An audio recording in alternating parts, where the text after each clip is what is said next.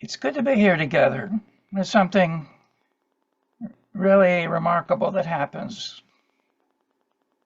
The grace of group consciousness when we each sort of park for a period of time, just the routine and the demands of life, and just come to a place where we have this sense like there's nothing we have to be okay or to be safe. One of the most beautiful things about this work is just the acceptance of others as they are, because the hardest part is accepting ourself as we are, right?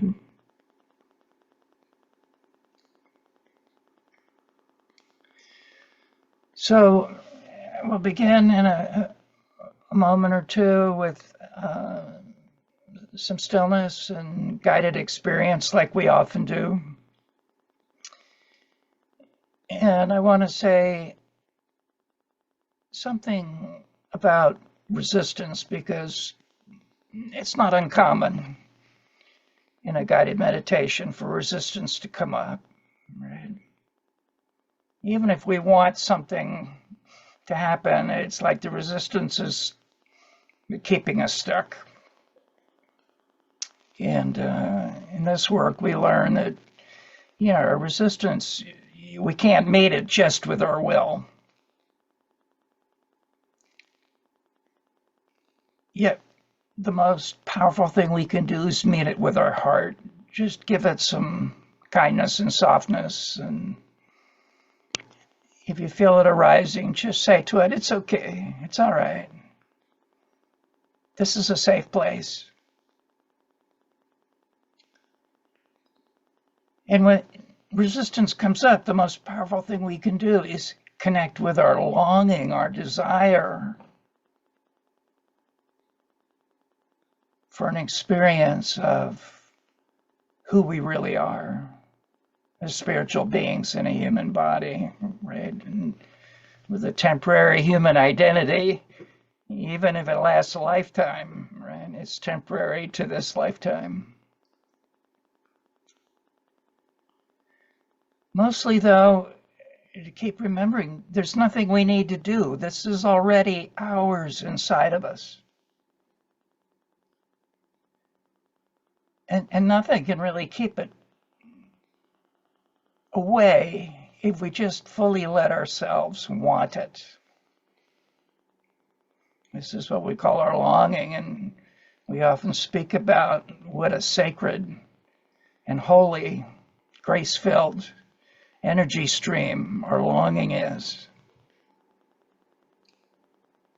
And to remember, when we have a vision of our longing, start to feel an experience of it, it's because our longing also wants to manifest in our life, right?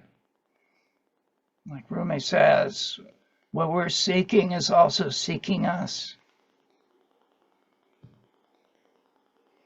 And wherever any one of us is this morning right now, hot, cold, lukewarm, this is the entry point, just where we are, each one of us in our own way. I'm smiling because I love this quote from Alan Watts, who says, "You have no obligation to be the same person you were minutes ago." Right? Just to invite us to feel the freedom of that here.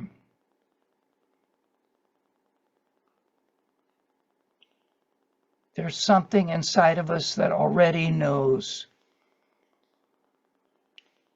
And this something will take complete care of us if we just let go and say yes.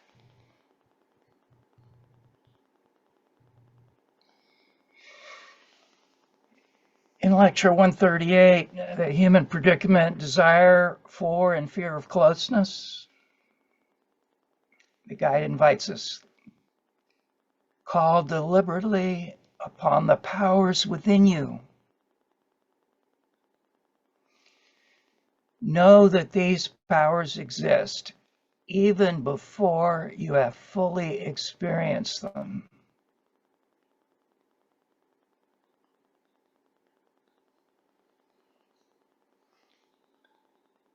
So I invite you now to just take a moment and arrange yourself on your seat. Just gently let the eyes soften. Go inside, as we say, and how that begins with a direction, going inside, and really we're entering a dimension already here. Inside me, inside you. We're entering this dimension, and now we're about to be inside it.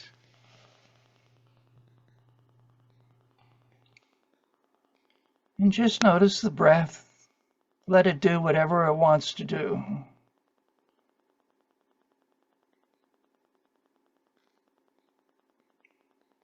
We say we breathe, yet we really know life is breathing us, right? Day and night. Whatever that life force is in it, just let it come into you just the way it wants to right now, without any thought or judgment about it.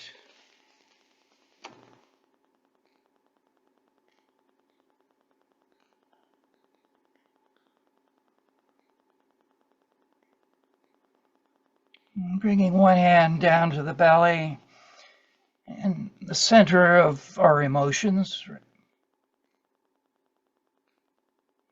And just gently let whatever emotions are there come into the hand.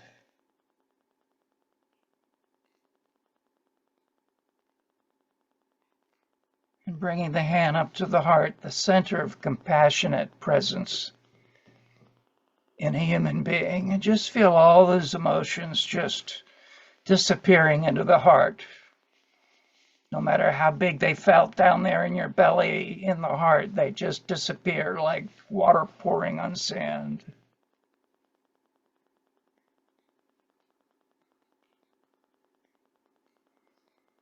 And letting a hand come up to the forehead and noticing all those thoughts in there. Oh my goodness. A beehive of thoughts. And again, bring all those thoughts down to the heart with the hand and just feeling the heart receiving all of them. Feel them calm, curl up, and just take a rest, leaving you free.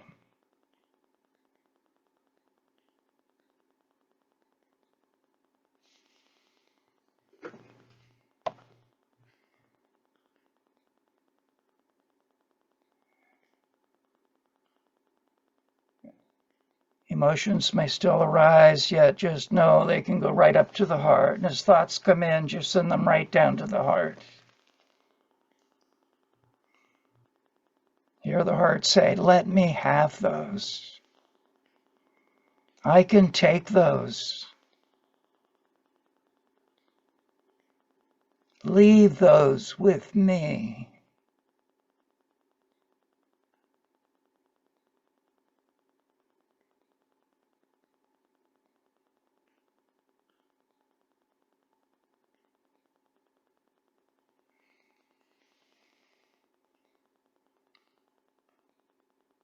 Visualize yourself now as a piece of ice,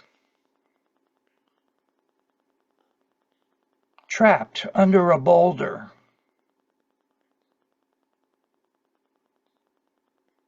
High up on a desolate mountain.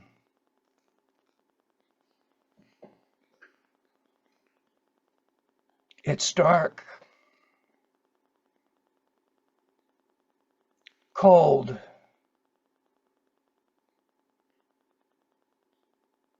You can't move.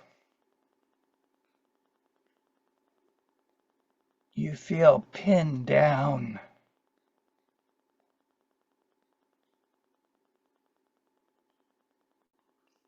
Let any and all fear come up. Oh my God, I'll be here for eternity. I'll be stuck forever.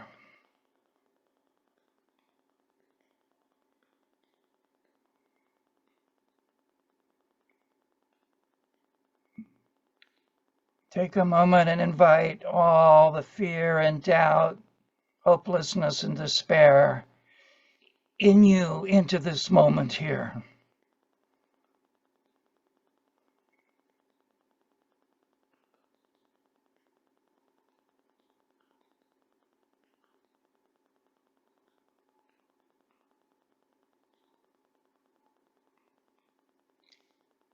Somehow, it starts to get warmer.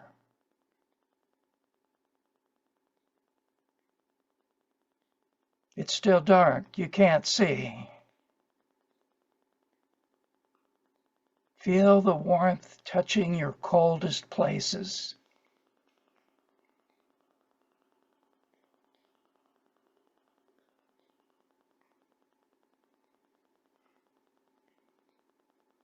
The ice starts to soften and melt a drop at a time.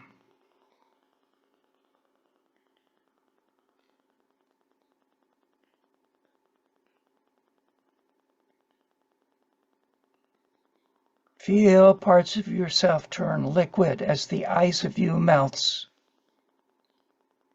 a drop at a time.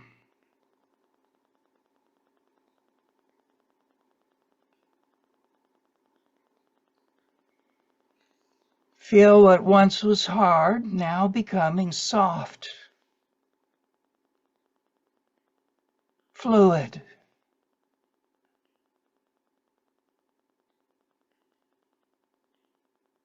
Suddenly you're able to flow, move without effort. And of course you do.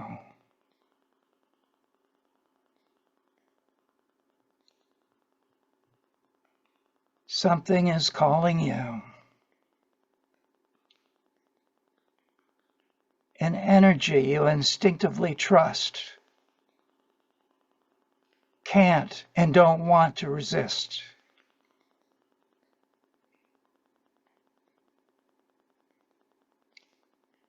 This way, it says.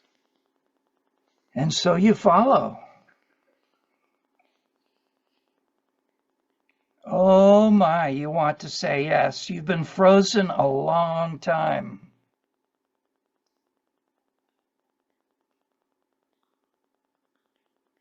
This takes no effort. You're just gently flowing. A little trickle. Now meeting other little trickles of you.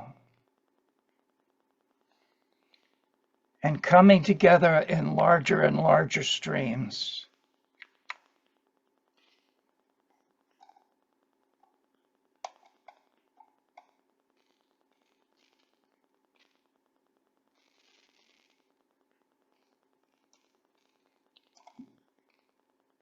You feel some joy as you flow around rocks that seemed such obstacles before.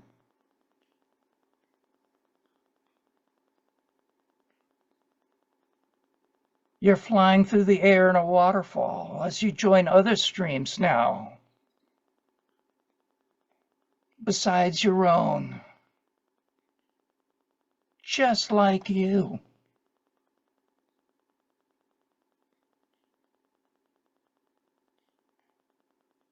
And as you flow together, they are you.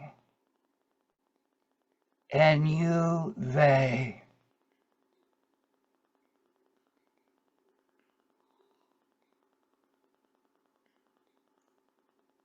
There's no loss of identity. Somehow you're still you. Though now a moving river a stone's throw across.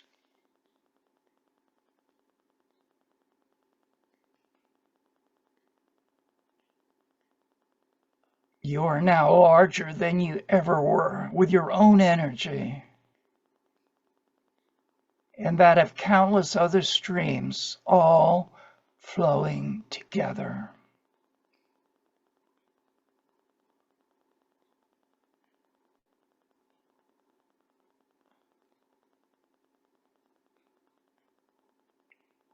Where are we going? You hear one stream sing. To the sea, the great mother. Another sings back.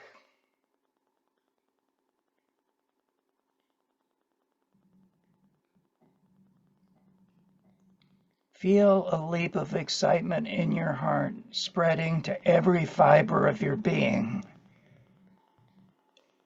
even if a drop at a time.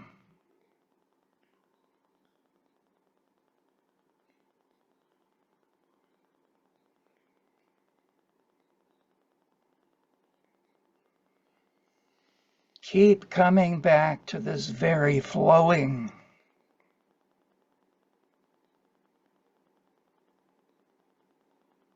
Notice how completely letting go is safe.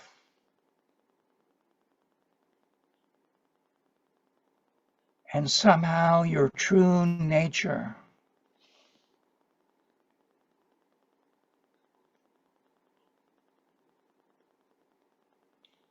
This part is tireless.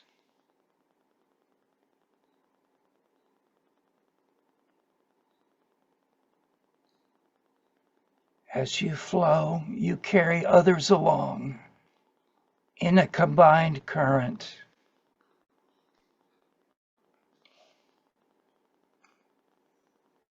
As they flow, you are carried too.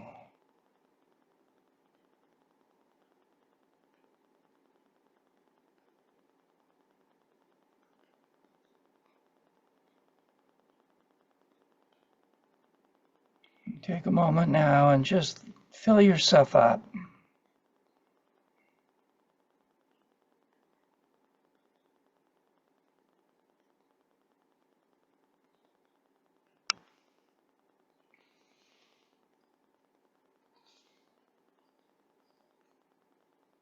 Very slowly now, taking all the time in the world.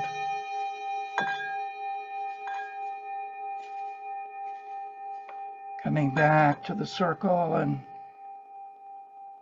leaving your part of yourself still here, flowing to the sea, the both and.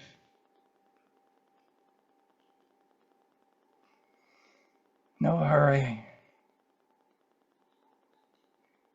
We left hurry behind, under the rock.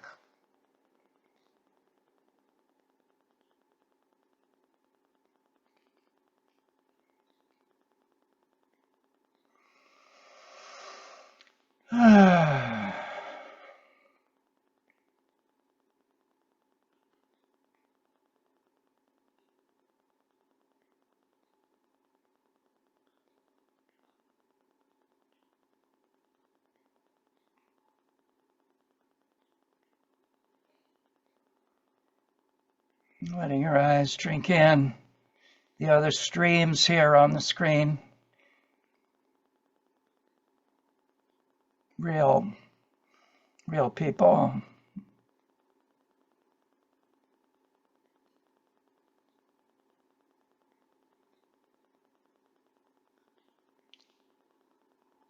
So we'll begin by introducing ourselves, and as many of you know, just say your name and where you are on the planet so we can visualize you.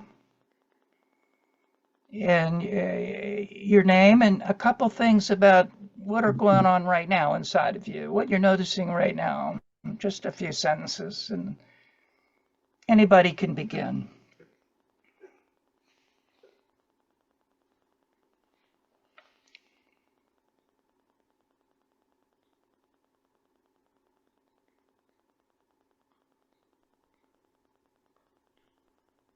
I'm Pam Chubbuck, outside of Athens, Georgia. And right now I'm feeling more flowing, more, more expansive. And up until a little while ago, I was feeling very sad. And maybe I'll tell you about that later, but I'm good. Right now, I'm good.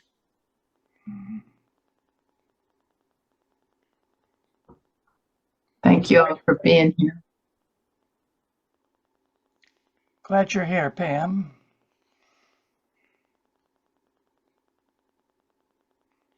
Hi, I'm Steven. I'm in New York. And before I tuned in, I was feeling agitated, whatever reason. And it was a good meditation. I feel a lot more settled and centered. Thank you. Glad you're here, Stephen. Thank you. Me too. Hi, I'm Sheila. I'm in Northern Virginia. And I loved that meditation, Brian. It was great. Thank you, Sheila. I particularly liked the part of imagining myself flowing around big rocks that previously seemed like obstacles. Mm-hmm. I think I'm going to revisit that one a few times. Mm-hmm.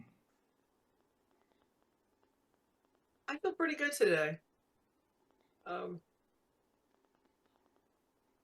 There's always the yin and the yang, but keep on trucking on down the path.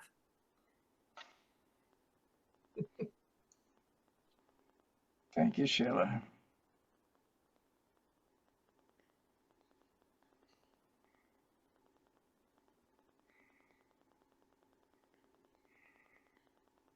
Morning, everybody. I'm Judy. I'm from Toronto. Thanks for that beautiful meditation, Brian. I recently found a part of myself that has been stuck in a cave, alone, in the dark, under a boulder forever. So that meditation really helped coax her out. So thank you for that. Thank you.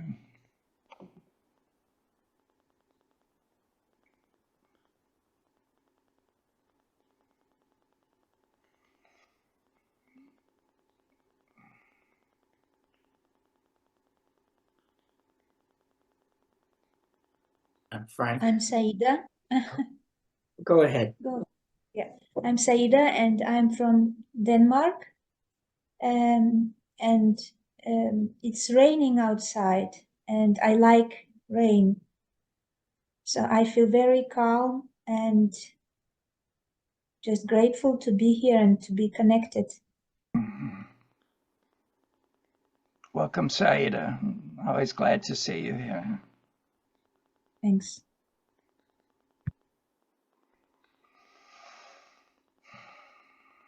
Frank, Richmond, Virginia. It's a nice meditation again, Brian. Interesting. When you first had me as a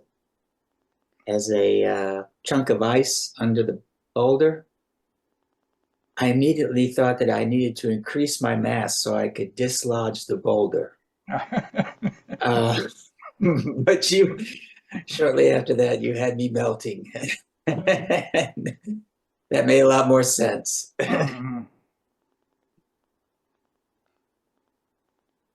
Great to have you, Frank.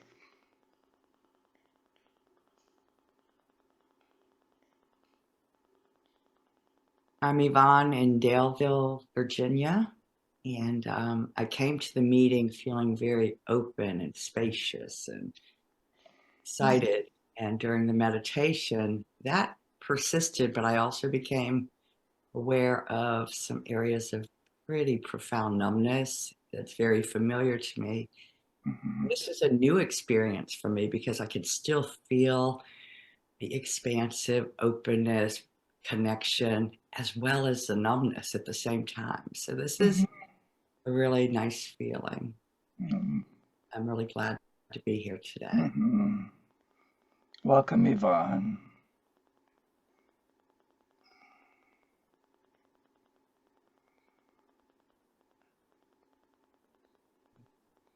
Hi, I'm Jim from Red Lake, Ontario, Canada. Yeah, I was coming in today feeling a little hard and crusty, and now I'm feeling softer and much more relaxed. Thank you, Brian. Glad to have you, Jim.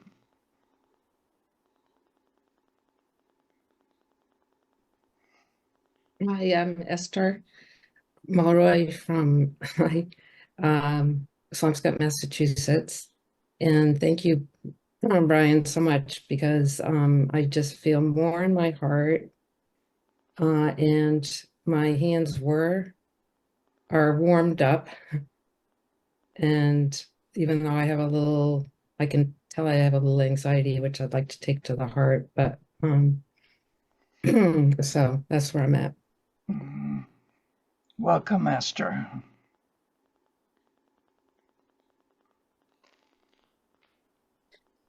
Hi, I'm Kai. And I don't get on here very often, but each time I do, there's something that says, hey, this is the reason why you're here today. And today it was that Rumi quote, which has been popping up for me everywhere this week. So it was to get on here and hear that right away. So thank you. Yeah, I really enjoyed that sense of going from this hard, stagnant place of pressure and into the flow. So that was really cool. Thank you. And did you say where you live? And I missed. No, I forgot. I am currently in Estonia, but by way of Virginia. So. Okay. Glad you're here, Kai.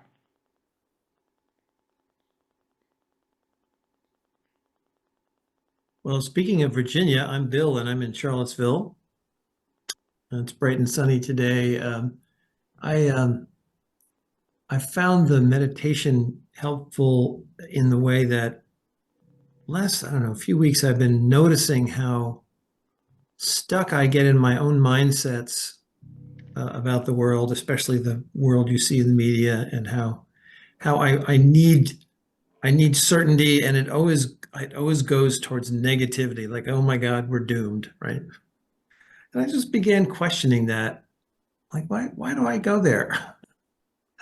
And so the meditation was really helpful. It actually brought back to mind my kayaking years on the Potomac River, which caused me to overcome my fear of flow. And I got to places where I could be in the flow with the river, and that was so, yeah, appreciated that meditation. Welcome, Bill. Well, speaking of Charlottesville, can you hear me? Mm-hmm. Okay. Speaking of Charlottesville, I'm Chris from Charlottesville. And I'm struggling some this morning. It was a beautiful meditation, but I wasn't able to really thaw. I don't have my computer, and I'm feeling it's like a security blanket is gone. And it's really rattled me. It's disruptive, and I wasn't sure. I'm pleased to be able to do this on my phone. I wasn't sure that was going to happen, but I'm not able to see everybody at once. So I'm really sort of mourning not having my screen. I can see people when they speak, but I can't see the whole group, and I really miss that. It feels like a loss. It is, yeah, I understand. Yeah, so that's kind of where I am. I'm as I shared last time, I'm getting ready for surgery in a month, hip replacement, and that all. I just there's a lot of anxiety in me, different things. So where I am. Welcome, Chris, just as you are. Thank you. It's up. Is it on? Yeah, it's on. Hi, I'm Rodney. I'm Pam's partner, husband. We've been married for seems like a long time now. I'm very glad to be here. I have to say that I've just come off of saying goodbye to a very dear friend, our dog, who we had put down yesterday. And just feeling the importance of that relationship, the closeness that one has with a non-human in this lifetime. I'm glad to be here with everyone today. Yes, to be in the company of others. Welcome. We're glad you're here.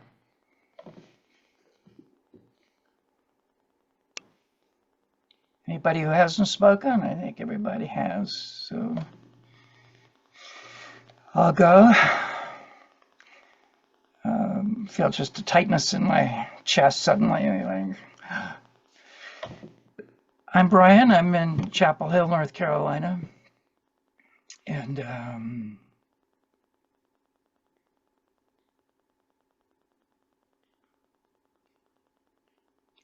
just very moved right now without knowing why or having words for it. And it's interesting. I feel all vulnerable and strong at the same time. And just letting that be. And, you know, part of that is it's really important to me personally to share how this work really gives me a life that I didn't have before. And it keeps renewing that lease on life. And, you know, at times I just feel woefully inadequate. And I'm feeling some of that now. And also reminding myself what I tell you, there's nothing you have to be here, right? Like, so.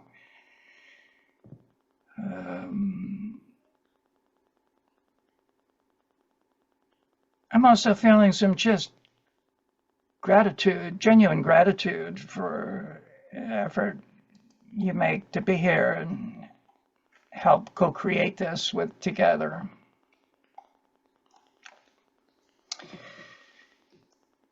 Really what I hope to do in these gatherings is just present another crystallization of my personal experience, the pathwork for 30 years.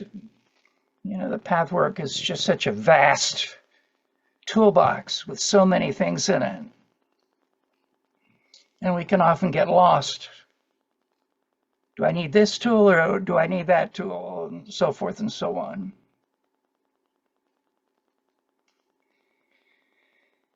So I want to bring our attention for a moment to the part of us that is that ice under the rock, right? Because that is our common experience, many of us often trying to navigate life. We find ourselves in these places of just feeling stuck, numb, cold, in the dark. Yet, you know, what the pathwork is wanting us to see is that's not really who we are. Right?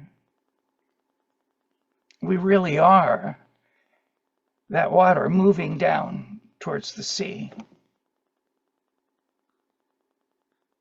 And nothing can stop us, actually. You know, the guide tells us that our transformation is going to happen. There's no doubt about it.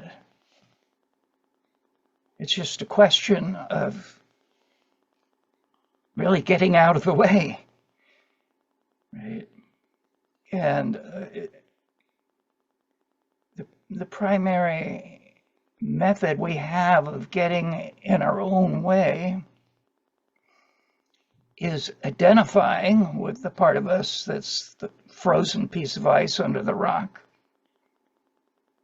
and forgetting mostly that, you know, we're spiritual beings each one of us, on a temporary human assignment, right?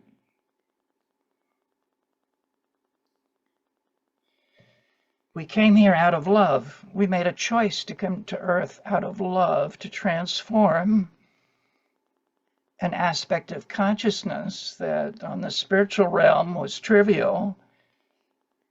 So we brought it down here to this world of duality, and now it's an elephant standing on our chest.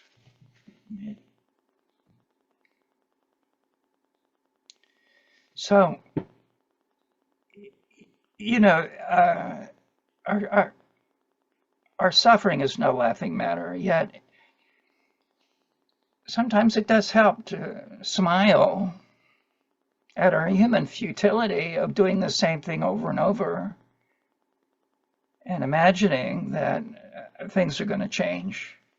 Right?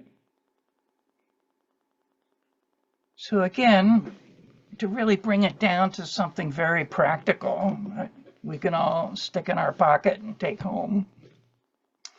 Basically, what the guide wants us to know is this, that it's actually trying to get out of pain that causes suffering. Right? This is not a surprise to any of you. Yet, there's a difference between understanding the concept and really turning our awareness to where we actually are doing that, right? Because we live in a world of duality, we're creatures of duality. You know, even if we're not trying to get out of pain, we're trying to keep it to a minimum.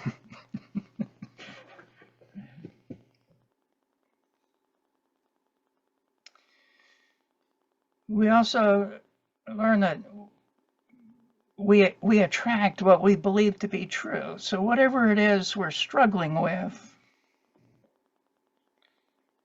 it's not that it's our fault. It's not like, but it's actually something that we're creating first and foremost in our consciousness. And then, as we know, reality gets attracted to that.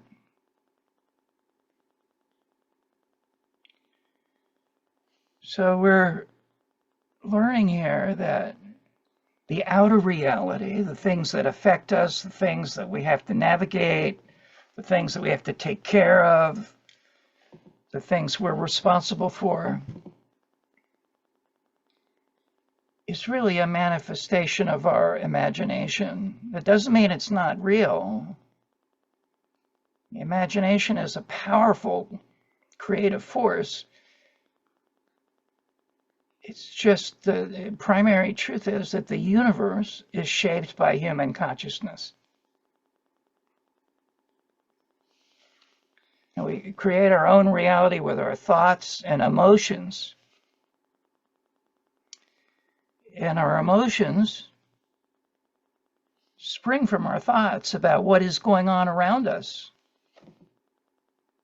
And our emotions spring from what the mind says about the sensations arising in the body. Right? So, for example, when I was feeling that tightness in my chest, what my mind was making out of that is my lifelong experience of not knowing what to say or saying the wrong thing or letting people down or disappointing people, right? Yet, just by feeling that tightness and not hiding it, bringing it in the open with you, it just moved through me, and lo, here I am, right? Doing well enough. So remember that whatever we're struggling with, it's not really about what we're struggling with. It's the story we're telling ourselves about the struggle. You see, our brain, our beautiful brain, our mind, is actually a limited part of our intelligence. The deepest parts are in our intuition, in our creativity, and our imagination, and our guidance, and our inner knowing. Yet the brain is seeking safety by trying to figure out what's going on and slapping a pattern on our experience. It feels more comfortable if it has a story to explain what's going on, even though most of the time the story is about how we're unworthy or not good enough or screwed up or unlovable. There's something wrong with us, right? And we're learning here that while all that is real, the energy of it is real, it's just not true. It's just a creation of this limited part of us. Most often a prediction of what we think in fear could happen, right? Like this is the mind's attempt to protect itself.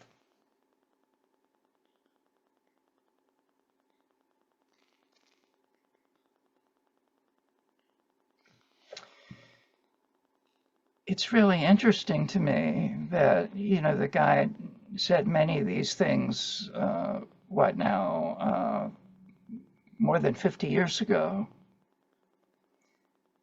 And neuroscience is really catching up and really confirming this powerful spiritual truth that the outer reality in our life is created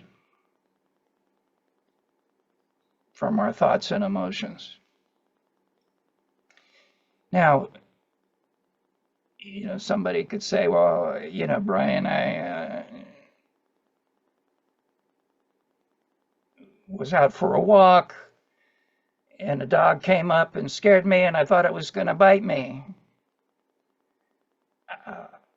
I didn't create that. And I agree, right? This is not what we're talking about. We don't want to oversimplify it. You see what happens to me. I'm scared now. I'm feeling helpless. I'm no longer feeling like this part of my world is safe to go out and walk in. You see, that's the reality that I'm creating. Right? And from this place of not feeling safe anymore, I'm carrying fear around. And what we know about fear is it takes over. We start to see things from the viewpoint of our fear.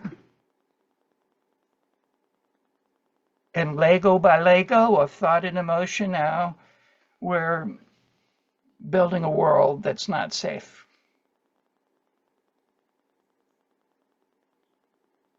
Yet, you know, here we have the guy telling us like we're living in a benign universe. Right?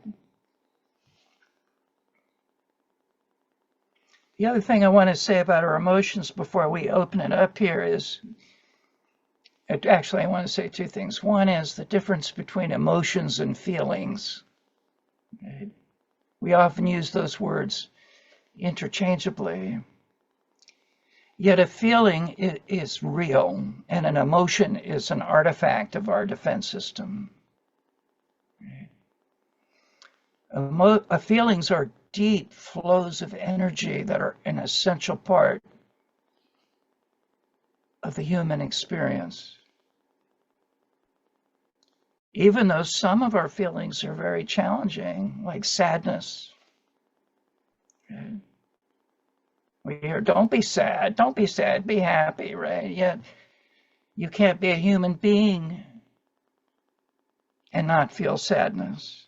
And by realizing that something like sadness is a feeling, we turn to it, that the more we go into it and feel it, the more we actually come into a feeling of well-being, like I'm really being my full human self here, and that includes feeling sadness. Whereas emotions are, things like pride, anger, judgment, superiority, right?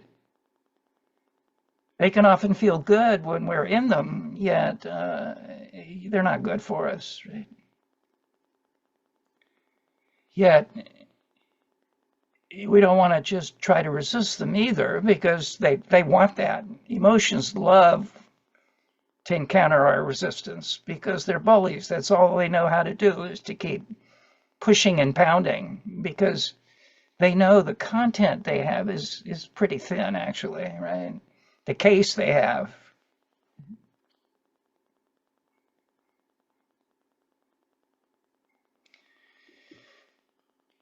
So the ABCs of the pathwork, the guide just encourages us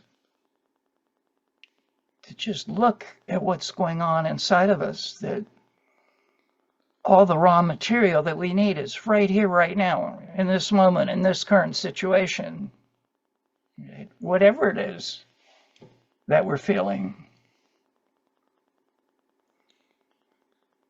Because while we're often overwhelmed by emotions, even afraid of the hold they have on us, how they seem to rule parts of our life, like shame, guilt, things like that, there's no emotion out there. It's not like there's emotions floating around that come and knock us down, right? The emotions are figments of our mind. Think about this for a moment. Just ponder it for a moment. That, like,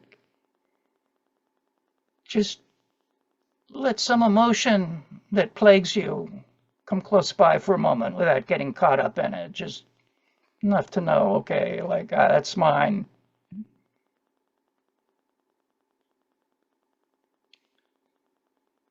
And you see, this emotion, no matter how troubling, is the result of a story we're telling ourselves in our mind.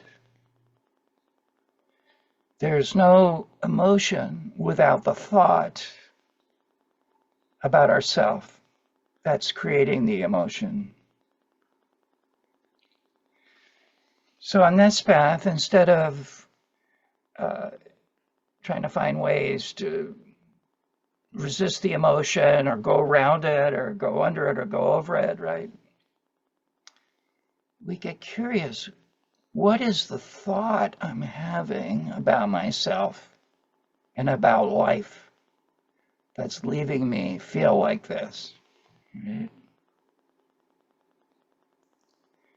I find this really fascinating because my own experience with myself and working with many people over the years is the emotions are often the biggest obstacle to our well-being, our equanimity, our peace, our full flow, right? As souls in human form.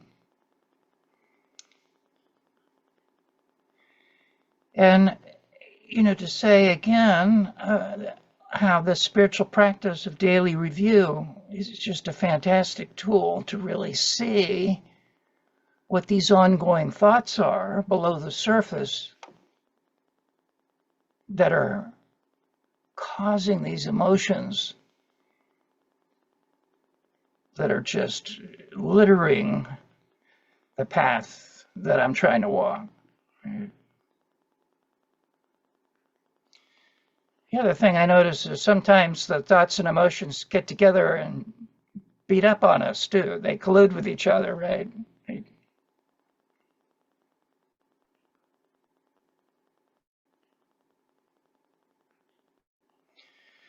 So again, with daily review, it's a very simple thing. I just put down what happened. dog ran up on me. How did I feel? Terrified. That's it. Yet, throughout the day, I'm putting down these things that are upsetting me, distressing me. And lo and behold, I'm going, oh my God, there's more fear there. I didn't know I was afraid of the pot boiling over on the stove. But it's the same thing. It's fear. I'm not in charge of my life. I can't keep up. I'm not good enough. All these things, right? So I want to open it up here and just see what you notice moving in you here around this, that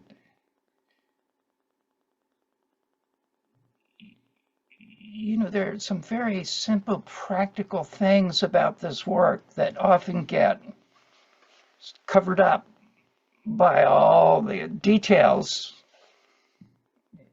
in this amazing path, right? Yet the one we're holding here is that, really emotions are something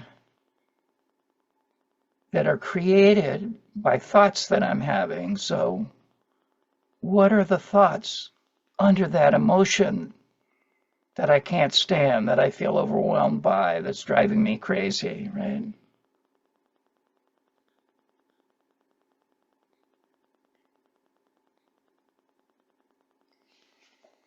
Thanks for that, Brian. I can absolutely see that my lifelong story of being powerless is pervasive in all of my defenses, all how I show up, even I don't even have to think about it, and my defense is already here, ready to protect me against this story I've convinced myself is the truth. Mm-hmm. Yeah. So thanks for pointing that out. That's good to try to keep remembering. Yeah. And we still have the thought to deal with. The thought has had its way a long time. Right. Usually starting early in life, right? Even just, what we know is the thought is, I didn't mean to talk over you. Go ahead, Judy. I was just going to say, even mentioning it is giving me a hot flash. Right. Get out into, right, awareness is like exposing. It's terrible. Mm-hmm. So what we're considering is that really thoughts are software, they're not hardware. Yet what's happened is we've had the thoughts for so long, it's actually become part of our wiring, right? Our neurobiology, like there are synapses in our brain and in our gut, and it's no small thing to change that wiring.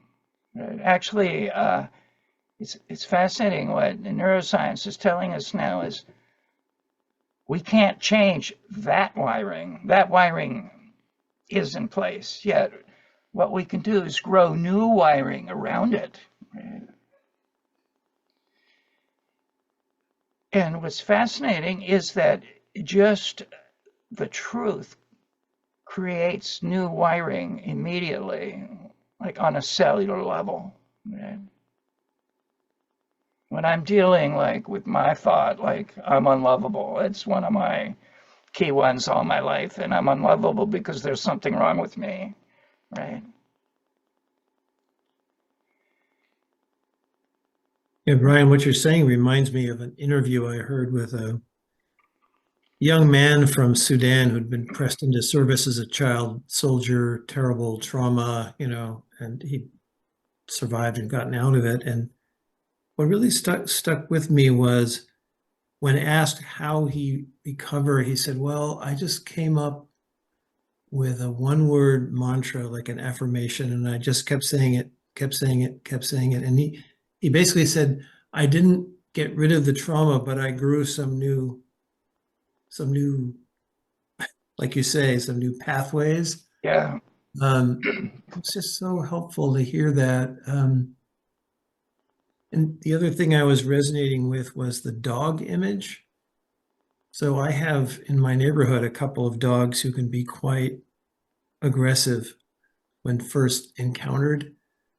And over the last couple of years, it's become an experience for me of finding the male mammal in me, right? Because this is a male mammal acting like a male mammal, right?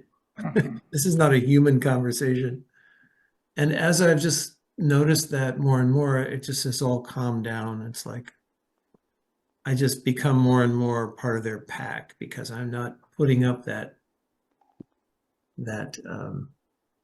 mental image of, oh, this is dangerous. If I can sort of relate from a mammal to mammal level and just be present, it kind of eases the whole confrontation. So yeah, that was a powerful image for me too. And the other experience I've had with mammals is with horses. When we had a horse farm and did equine assisted learning, basically realized the horse is a mirror for me, right? When I go into that pen, whatever I'm carrying, that horse will just mirror that back to me. Yeah. So I really had to just pay more. So where am I really in my whole body? You know, the horse is very present in its whole body, huge heart and lung system. And that was a great experience. Just, all right, be present and be present in your whole body. Breathe. And over time, you know, you'll get to a more authentic connection with this other creature. Oh, and this inner creature. Yeah. It's that mammal creature part of myself that's part of this, right? Thank you, Bill. I like how you just spoke up and invite anybody at any time to speak up, even if I'm talking. Yeah, I'd like to interject. I'm feeling a bit distracted around, I think his name is Rodney's sharing, and this dovetails in with Bill. The animals in our lives are such profound teachers in areas that, I mean, we're just scratching the surface, what they bring to us. You, Rodney, and I'm assuming you as well, Pam, the honest sadness that you're carrying right now is profound, and I appreciate the sharing of all of that. And yeah, I've been very distracted in a good way with you, Rodney and Pam, since you're sharing. And I really wanted to reconnect with the group. But again, when Bill talked about the horses, oh my gosh, what magnificent teachers they are in our lives, as well as the dogs and the cats and the wildlife. So I'm just going to leave it at that. But thank you so much. Yeah. Yvonne, I so appreciate what you just did. Thank you. And let's just see what is moving here around this.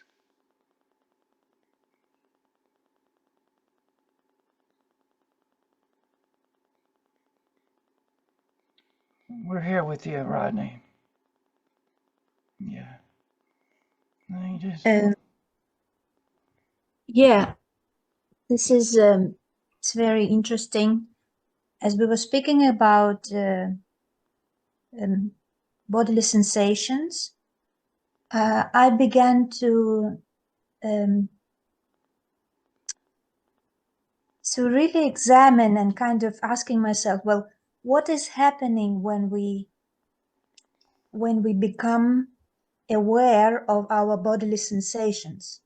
So first we have some thoughts, and then sometimes for me it seems like if I kind of direct my awareness to my breath and to my bodily sensations, is it kind of a distraction from the thoughts? And also I was thinking, well, if I distract my myself from my thoughts and into my bodily sensations, then it is also kind of a distraction. So I'm being distracted all the time. So for me, well, what is not distraction? Mm-hmm.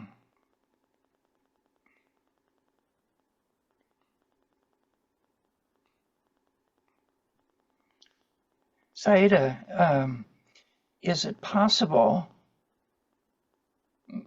that once you shifted into the sensations and you felt some freedom from the thinking, right? Isn't that the mind said, no, you're not going to do that. And, you know, our mind is very clever. It just knows where the little hairline cracks are. And the mind is actually saying, you think you're really doing it, don't you? But you're just doing it, or something. Like there's always some way the lower self is trying to insinuate itself into any little opening that we're experiencing, right?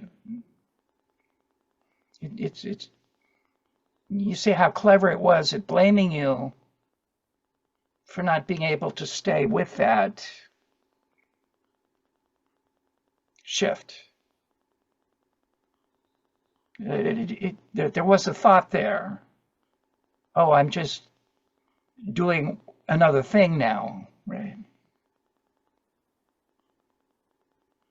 So you're saying that I kind of, the way that I have described it, like you know, like changing and shifting my awareness from thoughts to my bodily sensations, it is still my mind, which is kind of, that was real. like, I could feel how real that was when you said it.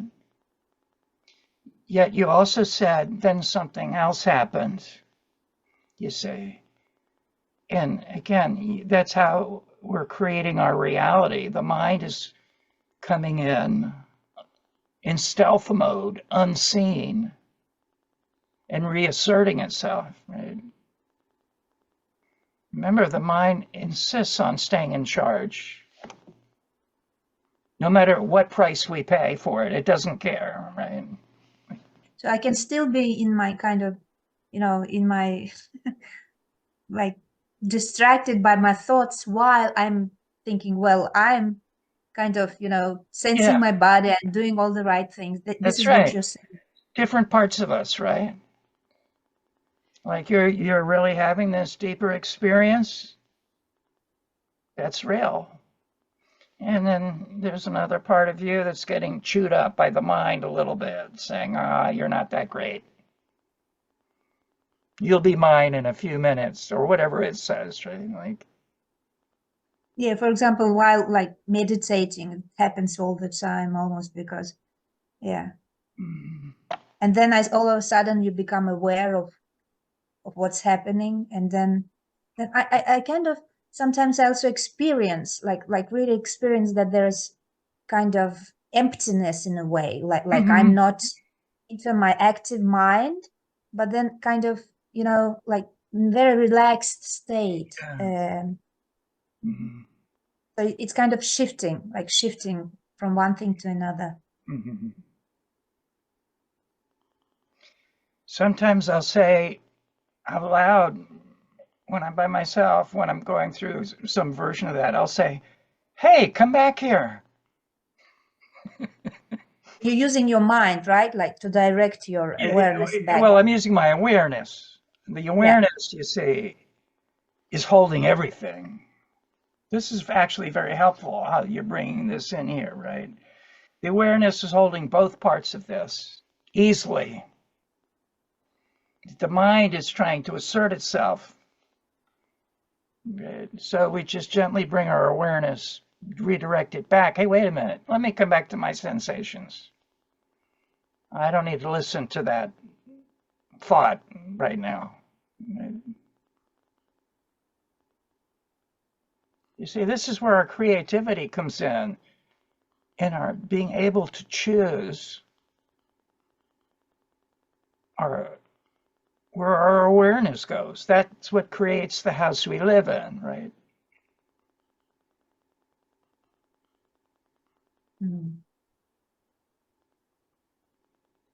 If you have some doubt here or some way you want to lean in, please feel free. Like, I'm grateful for what you brought forward.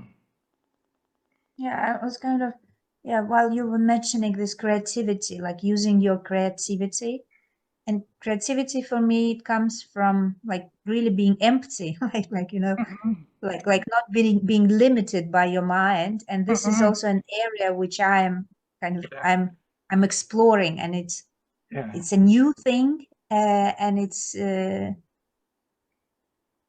sometimes for me like nothing is happening, like you know, I'm using my mind again and just noticing that I am doing that. So it's kind of limited way to use your creativity for that. And still I'm aware of it is there, right? It's still there. It's just much less important. And we all just witnessed how your energy shifted there as you were sharing this last part with us, right? The happiness, the joy, the feeling of, I'm deciding the kind of life I'm going to live. Right? A kind of sense of easiness in a way, like Yeah. relaxed.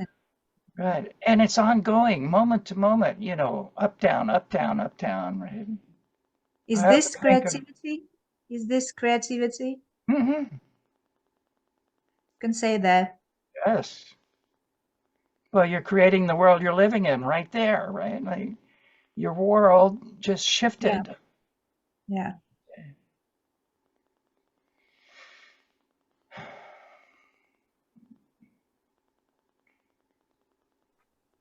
So please share something here. Like, this is a great value. This is we're co-creating. I would like to speak. Thank you, Yvonne. And I'm going to cry because I'm just profoundly sad about my dog. And I'm also at the same time, I feel like I'm both and relief and joyful and grateful. I'm holding both of those things. I think I want to share a story about how I was able to come to when it was time to call the vet and say it's time. Very hard. And I was trying to use my mind about that. And I was also aware of my heart and my feelings.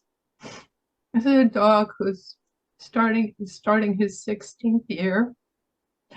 I've had him since longer before I've been with Rodney. We met just when Jacques was around a year old. It was an amazing dog, and he was my friend and my little creature that was with me almost all the time. I wanted to have a dog that I would be able to be with. Before that, I had a dog that I wasn't able to be with as much, and in between there was 15 years when I was traveling around the world teaching, and I said, I can't have a dog. I don't want to be away that much. But anyway, Jacques was a professional colleague of mine. He was a certified therapy dog, a certified ESA dog.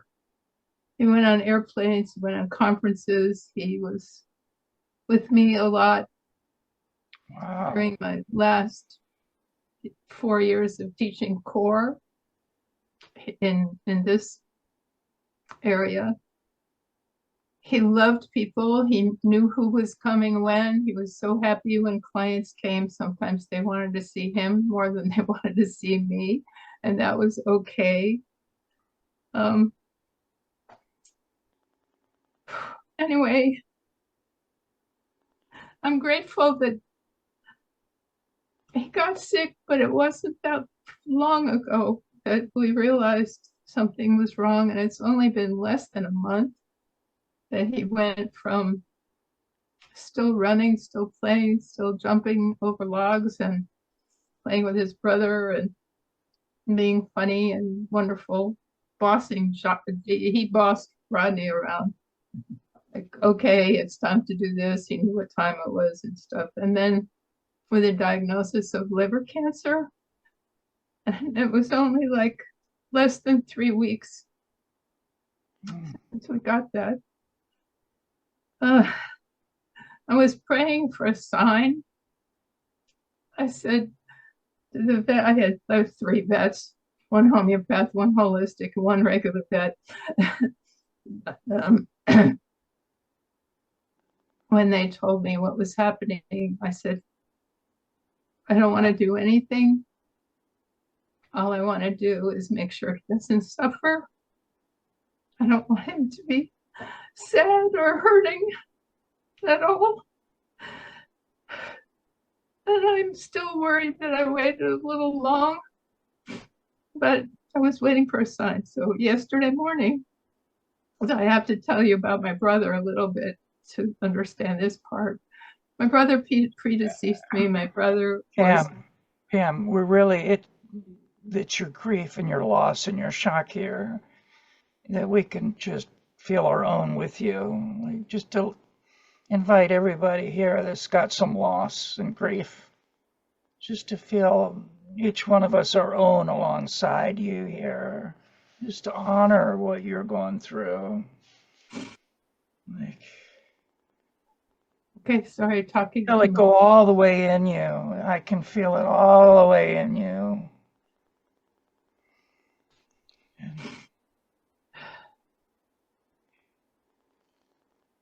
And again, anybody here that's got some grief and loss, feel your own. This is how we create the healing matrix here for each of us. And loss is actually a feeling, not an emotion, right? It's just comes with being human.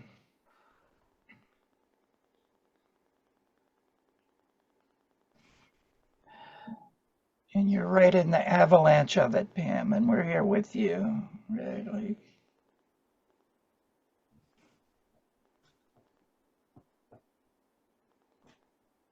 I appreciate you being here, all of you. mm-hmm. Yeah. I felt like I could bring anything here. Mm-hmm. Yeah.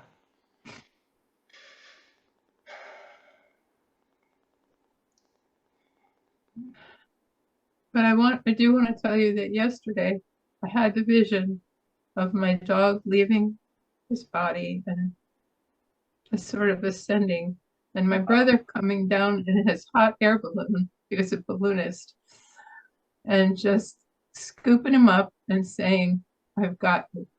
Oh. And I knew that that was it. Mm-hmm. I could let him go.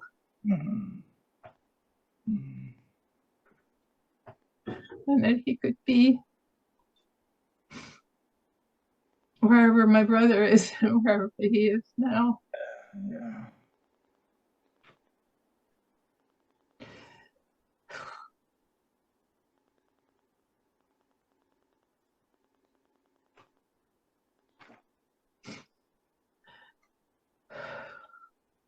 I appreciate your coming back to that part you really wanted to share with us, Pam. Thank you.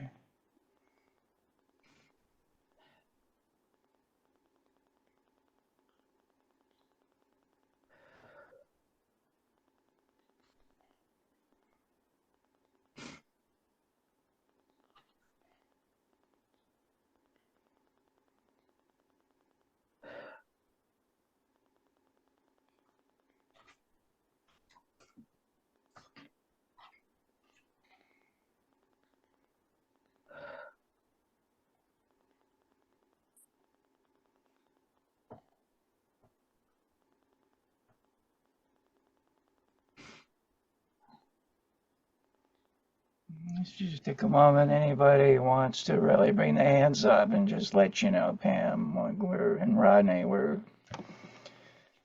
speechlessly beside you here, beside you. Right?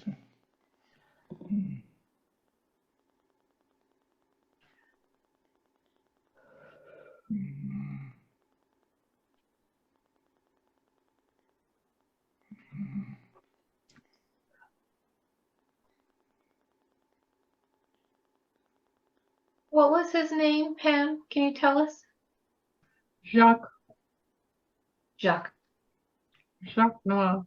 Jacques. He's a little black mini poodle. So therefore Jacques Noir. Thank you for asking that. Yeah, it makes it more real. Even more real.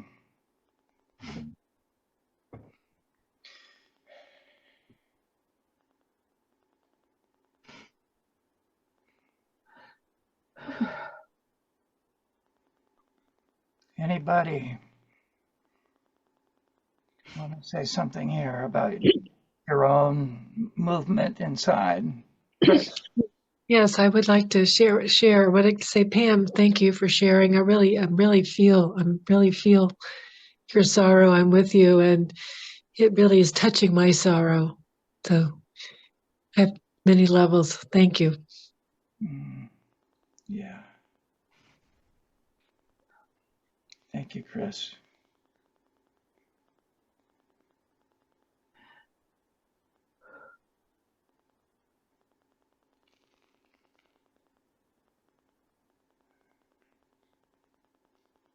There's a commonality to our loss and sorrow, even if the stories are different, right? It's just.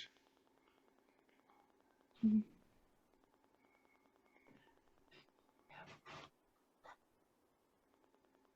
like to say something. Please, Sheila. I think that there may be nothing worse than losing a dog, except maybe losing a child. It is a lot like losing a child, because they're with us, so constantly and so dependent on us, and so much like children, and that there's no pretense, there's no fakery. And with dogs, it's just all on the surface, and I'm just such a softie where dogs are concerned. As soon as you mentioned having to put down your dog, I felt tears spring to my eyes. It's just something that I'm really there with you. I know what it's like. It's so hard. It's so hard. Say your dog's name, Sheila. Jack. Jack. The same name. Jack. I thought I had cried enough about Jack. I thought I had cried enough. But I just started working with Brian around the time I had to put down Jack, and I think I'd get on our sessions and just bawl for like 20 minutes. It seemed like it was endless grief. But like you, I know that he's still alive and well. He's just not here with us, right?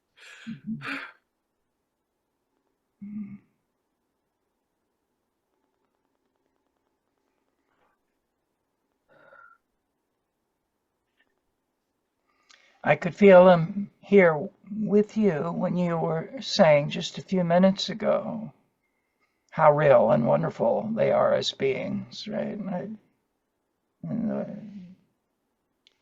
You were full of that part of Jack.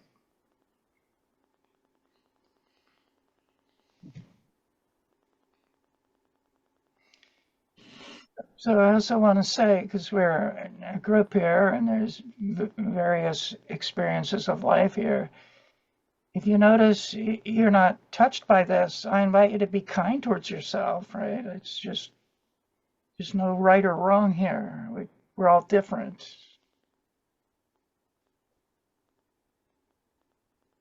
Yeah, the way we're the same is the call to just be with whatever is moving or not, with kindness and understanding and curiosity, right? Like,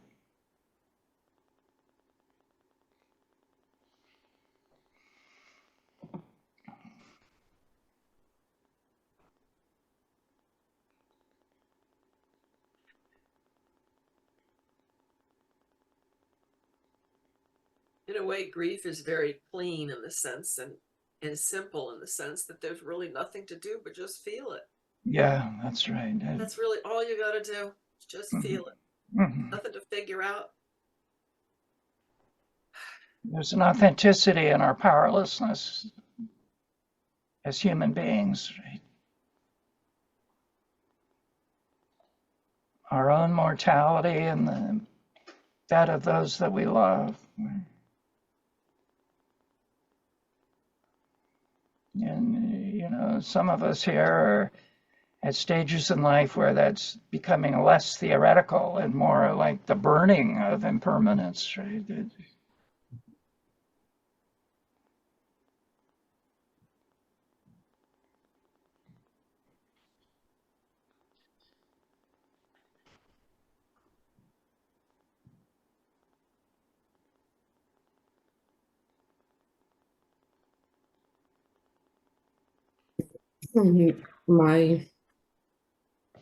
My aunt passed away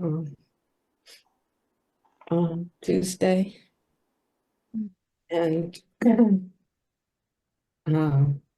my relationship with hers was complicated, and and you know, she had been kind of mean, and I just discovered the meanness that I had in me too, but I hadn't. It was like the part of me that was under the rock. I had blamed other people for being mean, and then I realized I had that too, so I could forgive them more eventually, maybe. And hearing the story about the dog, because there's a dog in my life that my son owns, and that I finally cry about it.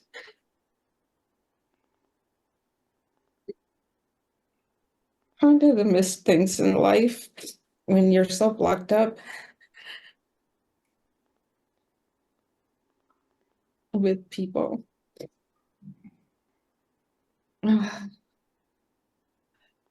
So thank you.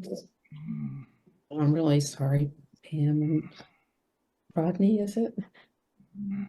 For your loss of a dog.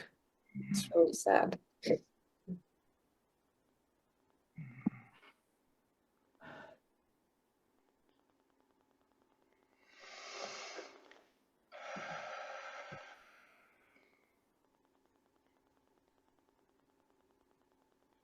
Thank you for sharing that, Esther. I'm so sorry for your loss too.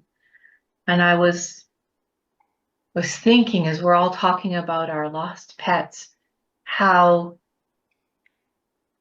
at least for me, loving my pets allowed me to just open my heart fully. I never had to worry about them thinking badly of me or talking badly about me behind my back or manipulating me, or like they were just so honest and genuine, and they loved me even when I wasn't deserving of their love. So it was so much easier to open to them. And the people in our lives are so much more complicated.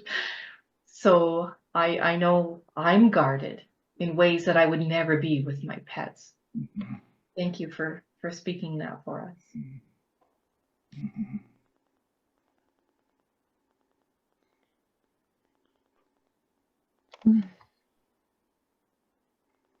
So we're going to do our closing in a moment or two. Let's see anybody else who wants to share, and without even knowing what you're going to say, but just surrendering to something involuntary moving through you for your benefit and ours. Last night, I was over at Mary's house, and she was telling me about when she got divorced from her first husband, and her daughter was young, and she felt how alone she was, you know, because she had custody of the daughter, and she was just felt like she had to do everything. She was just completely alone. And in that moment, I was like, wow, I think she just needs to be held, you know? And that was it. It was like I knew that, you know, that she just needed for me to hold her and tell her that it was okay to feel it again, you know, and cry about it. And she did. And it was like a moment of healing, you know? So my thought about it all was that sometimes we don't allow people to have their feelings. You know, we don't want to feel it. Yeah. So we don't have the strength to let people close to us in the relationships close to us have their feelings. Yeah. You know, so it's important.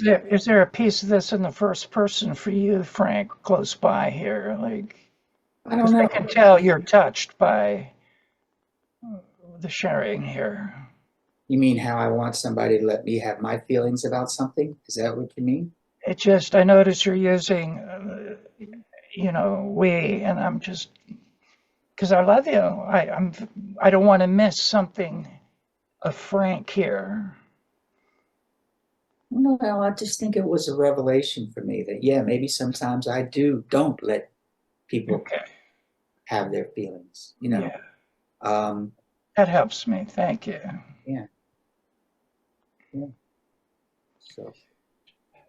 I just want to say I love you guys, and I'm glad you're all here. Yeah. Thank you. Should I invite us to go back inside for a moment as we come in for a landing? And come back to that moment where you're really in the stream now, coming together with other streams. And you hear the good news. We're going to the sea, back to the mother ocean. And just let a piece of your awareness go back to the rock, to some piece of you that's still underneath it, still frozen, still afraid to thaw and let go. This is our human nature, our humble humanity.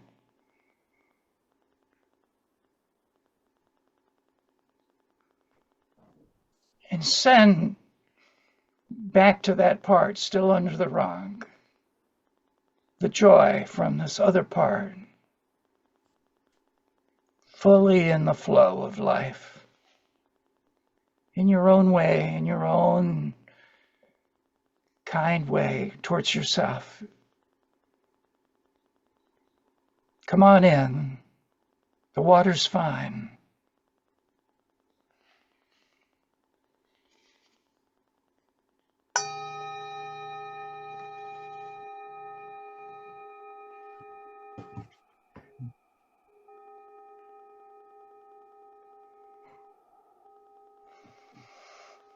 Thank you, co-creators, collaborators, fellow travelers. You're beautiful and I love you. Thank you. Thank you, Brian.